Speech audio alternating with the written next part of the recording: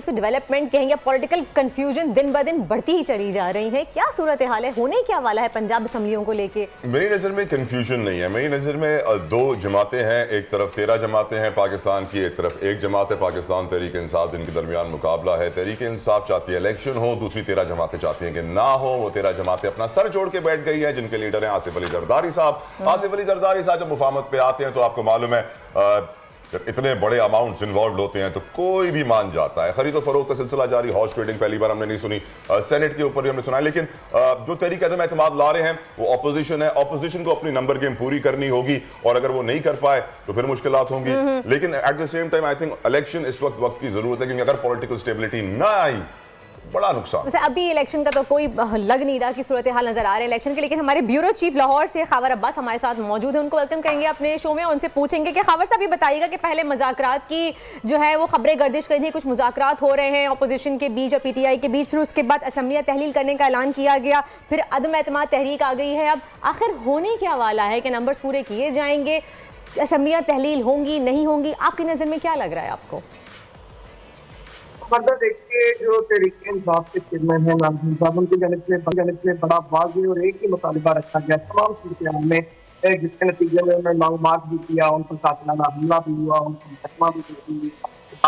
अभी तक जितने भी लोग हैं, जितने भी अफराद हैं, उनके पास उनका एक ही मुतालिबा है कि किसी भी मुल्क की तरक्की का राज उसकी आवाम के हाथ में होता है और आवाम को मौका मिलना चाहिए कि वो अपने महसूस या अपने पसंद के के मुताबिक लीडर को मुंतखब कर सके, और उसका एक ही आसान और सीधा और कानूनी रास्ता है, वो है अमन का रास्ता। इमरान खान साहब ने इससे कबल आपको पता है कि असम्बली से उनके जितने भी मेंबरान हैं उनको दे दिए, उसके बाद उनका मुतालिबा रोज बरोज एक ही मुतालिबा रहा। मगर जो 13 जमाती साहब बता रहे थे कि वो किसी तौर इलेक्शन करवाने को तैयार नहीं है, तो दरमियान में मुज़ाकरात की बातें चलती रही और जो है वो चीजें होती रही, तो वो एक बुनियादी तौर पे आप कह लें कि तो हमारे मैंने बताया है कि बदनीति की बुनियाद पर चीजों को जो है वो लिंगर ऑन करने के लिए वो सारी चीजें वो बातें चलती रही और कोई भी मानी से नतीजा निकल सके और इंतखाबात के वक्त को आगे बढ़ाया जा सके। अब जो है वो आपने देखा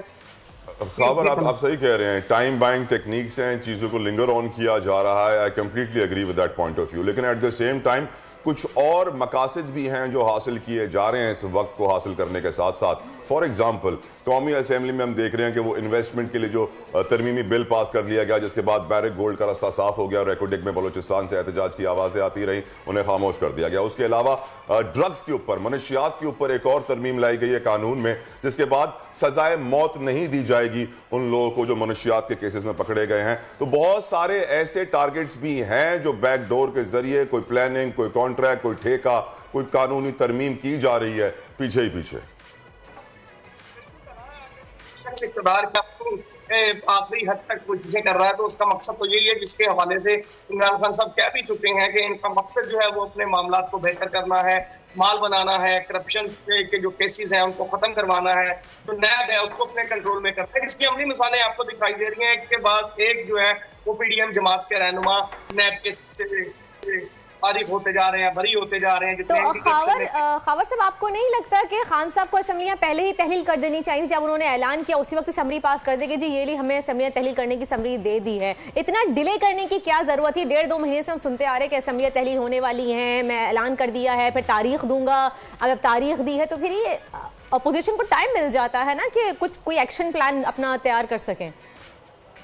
देखिए, इसमें 2 किस्म की जो हमारी गुफ्तगू हुई है कि चेयरमैन तहरीक इंसाफ से भी और उनके करीबी जराये से भी, उनका मकसद था इसमें जो 2 चीजें हैं। एक तो ये जितनी भी जमातें हैं इनको पूरी तरह से बेनकाब करना अवाम के सामने, ताकि अवामी राय को हासिल किया जा सके और अवाम के दिल जीते जा सके, अवाम को अवाम के सामने रखा जा सके कि हमारा मुतालिबा कोई नहीं है, हम ये नहीं चाहते कि आप हमारी कोई शराइत मान लें, हम ये नहीं कहते कि आप हमें इक़्तिदार में हिस्सा दे दें, हम तो चाहते हैं कि आप अवाम के हाथ छोड़ दे दें। नंबर 2 जो चीज है वो दूसरी ये है कि मुल्क की जो मुआशी हालात है उसमें आमीन कहूंगा मैं, खबर आपकी बात पे आमीन कहूंगा कि अवाम को ताकत दी जाए, अवाम को हक दिया जाए फैसला करने का। अवाम ही है जो असल जमहूरियत के जमहूर से निकला है, लेकिन जमहूर का जो हाल है, रोटी कपड़ा और मकान, बिजली गैस पानी भी अब मुश्किल हो गया उनके लिए हासिल करना, मुहाल हो चुका है। अल्लाह रहम करे। Thank you so very much. खबर अब्बास मौजूद थे, ब्यूरो चीफ